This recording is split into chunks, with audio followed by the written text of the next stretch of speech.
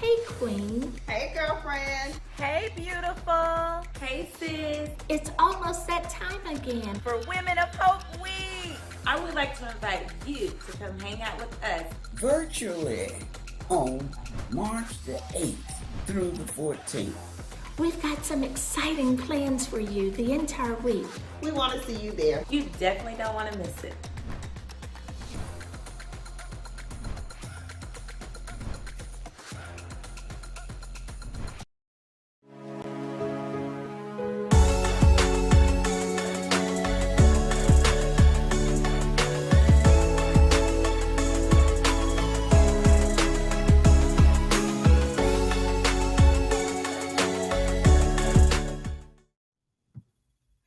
Hello, everyone, and welcome to the Pink Table Talk. How are you all doing today? My name is Loria Reed, and I'm your host, and we are so excited to have you with us women. This is our show for us, by us, ladies, and today we have an outstanding subject that we're talking about. So go ahead on, begin sharing and liking this, letting your friends know that we're on today. We are talking about Lost in Translation, and I've got three of our women friends from House of Hope Atlanta that I can't wait to introduce to you guys. But really quickly, go ahead on, share this, like this, text your girls, let them know that we're on, or send this link to somebody if it's after the show has already been completed. So let me introduce who we have coming up today. You guys can bring them on up, my girls. I've got Miss Stephanie, I've got Natalie and Chandler with me today. Hey, y'all.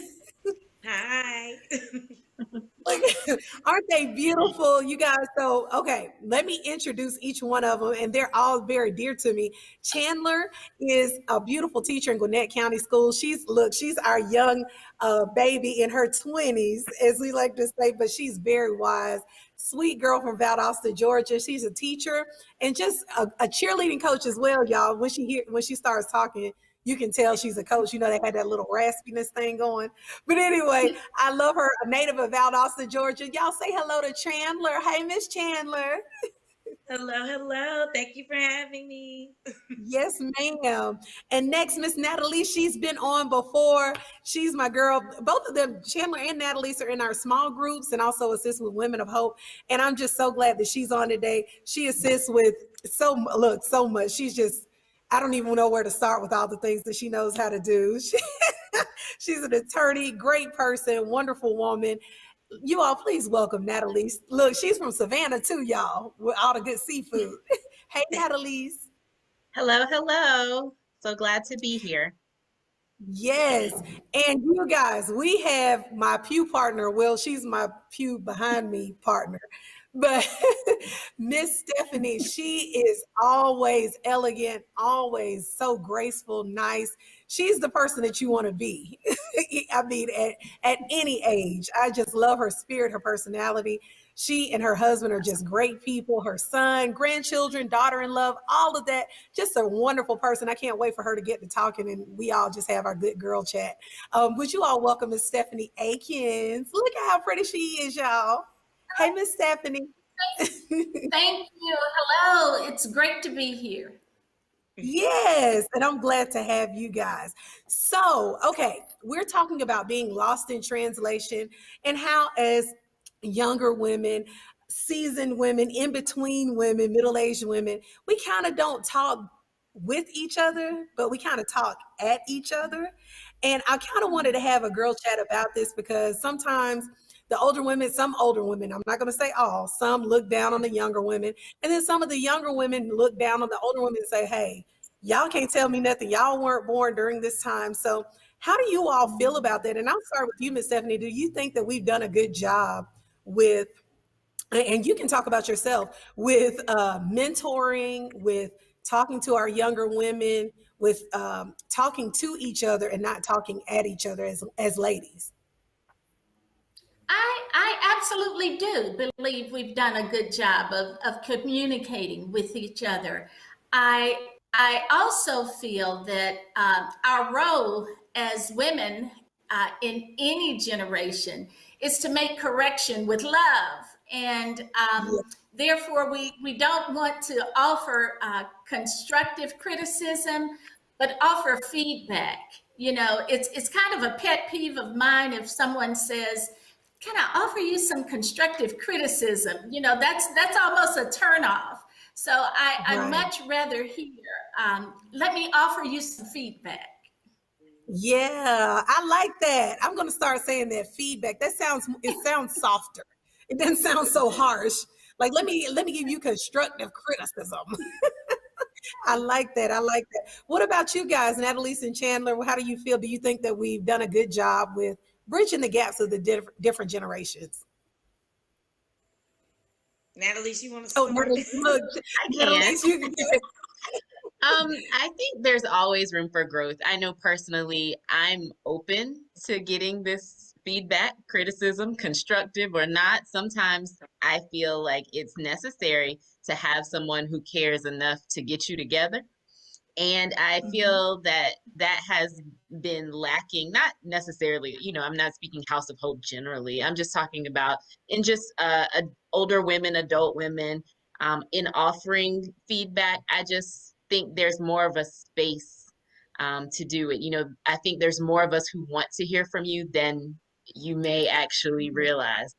It's good to hear from other people. You never know someone's life situation or whether they have someone at home or in their family who they really look up to get that sort of feedback. So to have it coming from a good place, from women of faith, is always nice. I like that. I like that a lot. Chandler, what do you think about that? I would definitely have to agree with Natalie's. There is a way to approach. I do know just working with, older women and then women like me in my 20s, my mid 20s, there is a little gap. And like Stephanie was saying, just come with love because now, especially with times have changed, it's just a little different. So just feedback, basically, just feedback. We want the feedback, but not like criticizing like everything we do. Just give us some loving feedback, and I believe that's a little more receptive to take.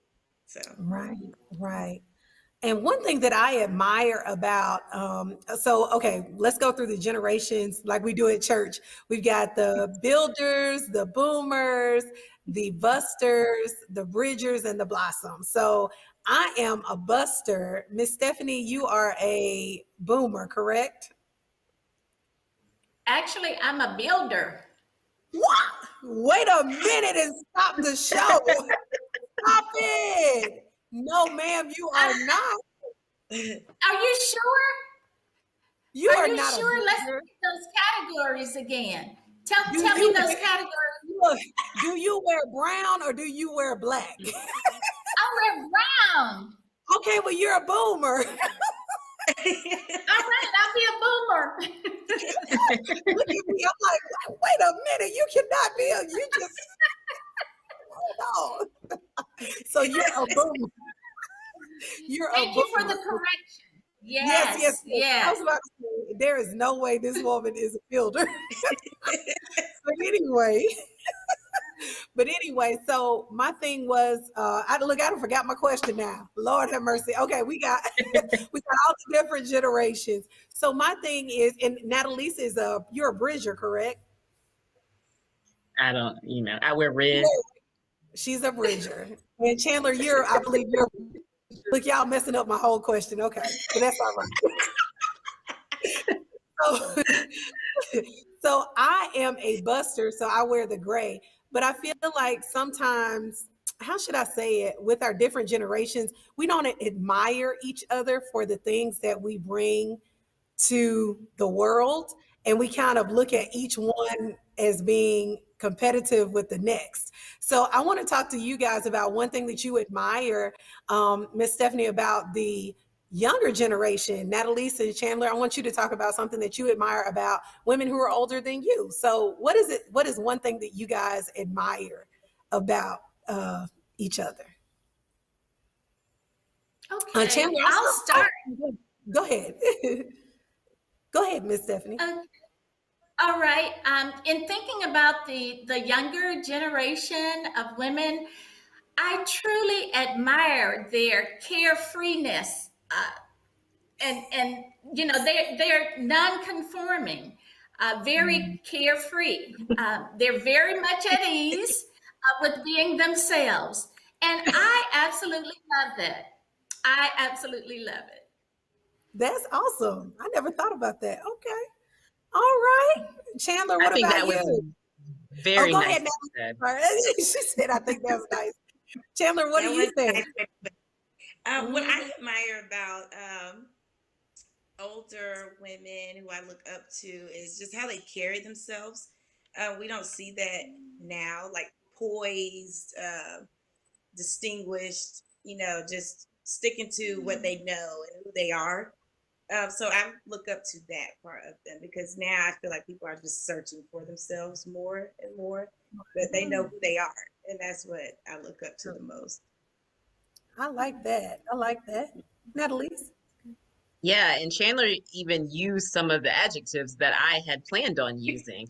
But that's okay because I'll add on to what you said by saying this. What I admire most is the poise through adversity. So I've seen women who have been through everything. Like, I mean, when I hear them tell their stories or talk about things they've experienced, I'm like, and you still look like that?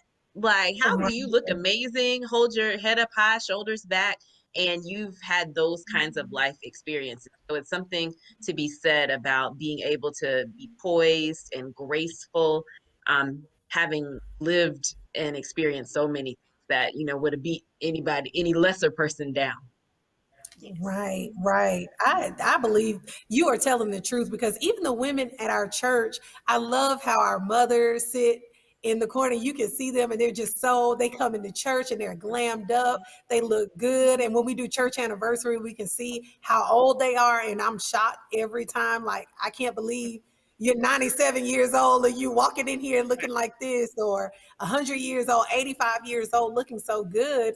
But I feel like they've been through so much. And sometimes we miss out on that wisdom, which is what we're talking about during Women of Hope Week, Women of Wisdom, that they have because we're so busy with being who we are. And so, in talking about that busyness, I want to talk about careers really quickly. And Miss Stephanie, I know when you started work compared to now, I'm sure things were different. I know you're retired of 26 years. So, do you believe that women can have it all? Can you have the house, the car, the husband, the career? Because sometimes we hear from women, I'm gonna put my relationships on hold and I'm gonna beast it out and get the bag and make the money. Do you believe that you can do it all? Or, what is your take on that? Well, yes, absolutely. I believe that women can have it all and have it all at the same time. Um, I suggest you stress for harmony and not balance. So Mm, often I hear women say, things are out of balance. I need to get things in perspective. And yes, we do. Yes, we do. But I think we should strive for harmony and not balance. I think when you're at work, you give work 100%. When you're with family or hubby, you give hubby 100%. I look at it this way. I think we should put on blinders so that we can just be present in the moment. Oftentimes, I hear women say also, I'm going to hold off on that until I can give it 100% of my time. We don't give 100% of our time to anything. Again, it's just being present in the moment and being focused on wherever you are with family. Give family 100% of the time when you're with them. I love that. And I think that it leads to a lot of our anxiety issues in this generation because we're never present where we are. We're like somewhere else mentally all the time. We're at the next thing. Our minds are always going. That's why we stay on our phones. That's why our attention span is like this big. So I love that. I love that. What about you guys, Natalie? Well, I am kind of on the fence with this question, and that's only because I have plenty of friends who have, amazing careers and families.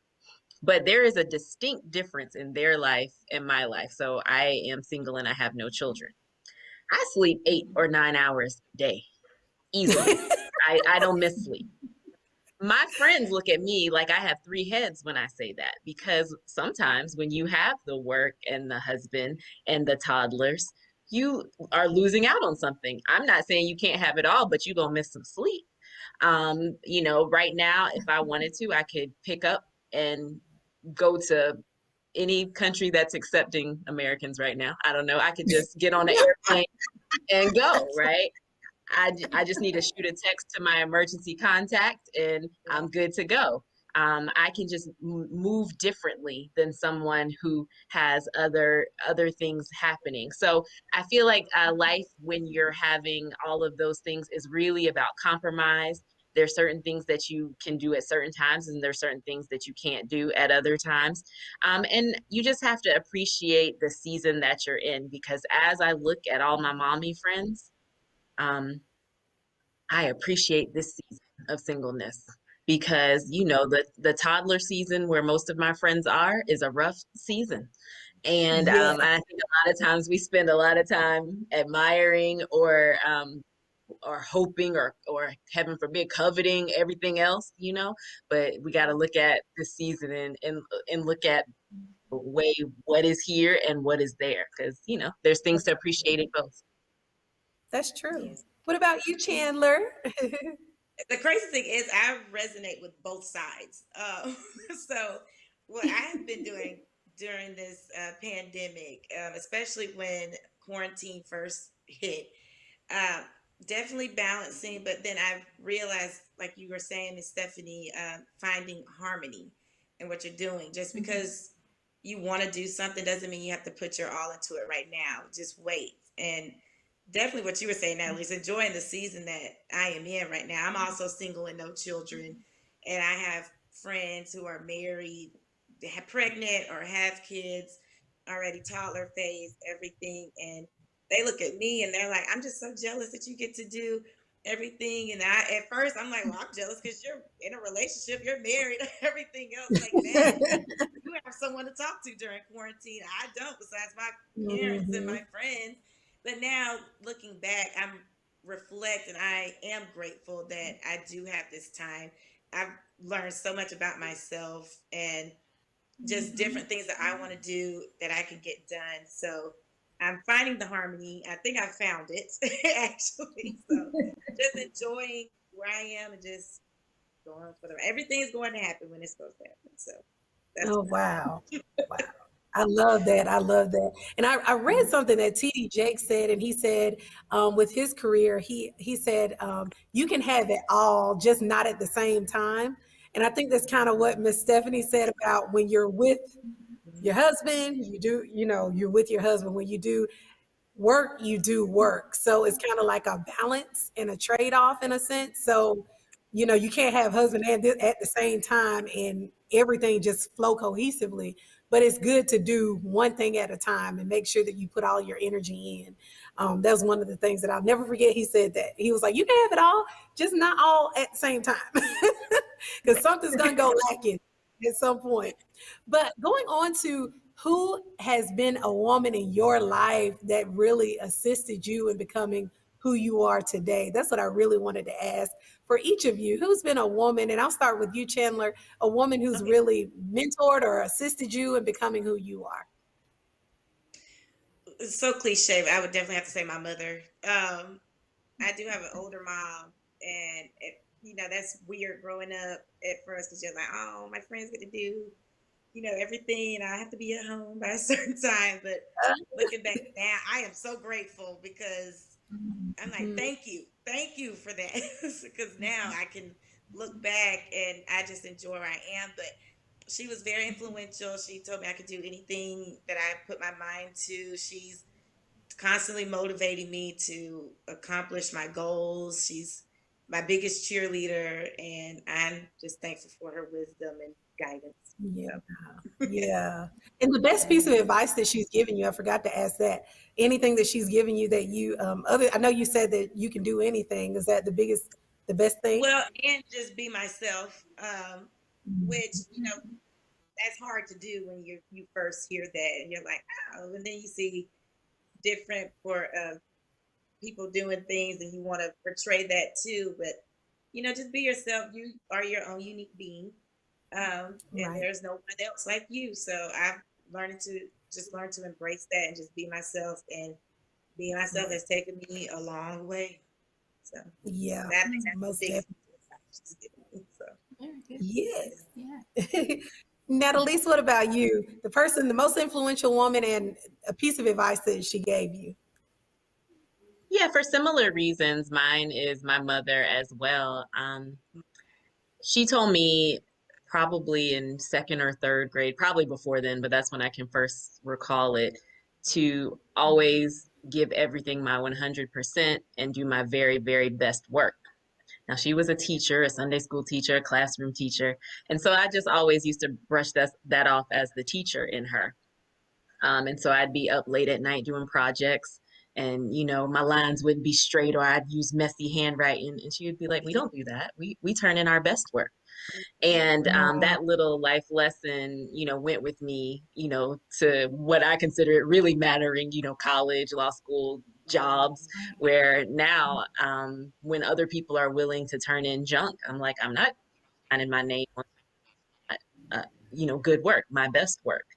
And I only found out much later in life that the Bible says, do everything as unto the Lord, that we should do everything Right. as unto the Lord. And why wouldn't we do our best work in all things? I Right. even have heard, I think her name's Joyce Meyer, say, that's why I push the grocery cart back at the grocery store and don't leave it like just, rolling around the parking lot, because that's not being excellent. Do everything as unto the Lord, even little things like pushing the grocery cart back. So she said that, and that stuck with me. So in my life, I just always aim to do my very best and be excellent in all ways that I can.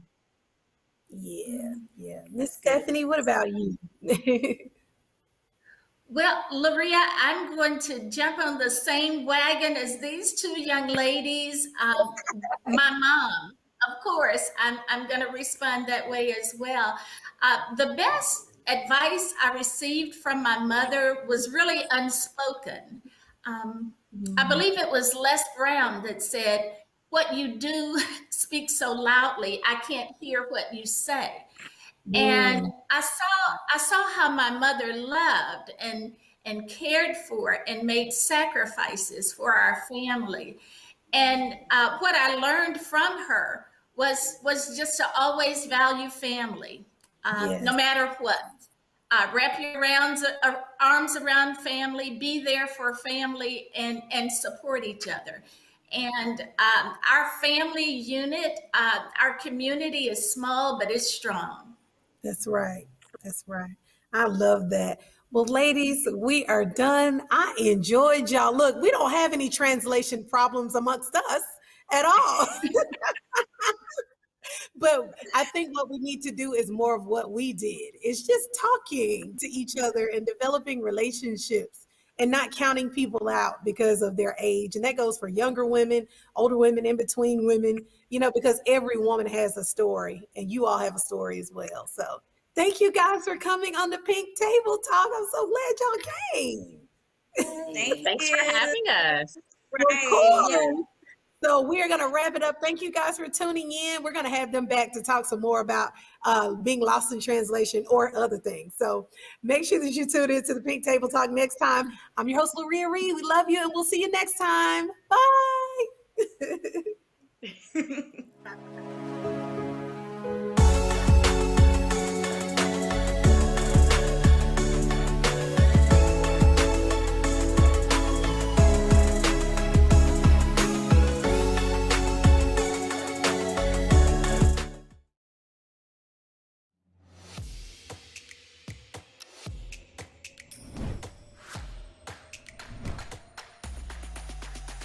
Hey, Queen. Hey, girlfriend. Hey, beautiful. Hey, sis. It's almost that time again. For Women of Hope Week. I would like to invite you to come hang out with us virtually on March the 8th through the 14th We've got some exciting plans for you the entire week.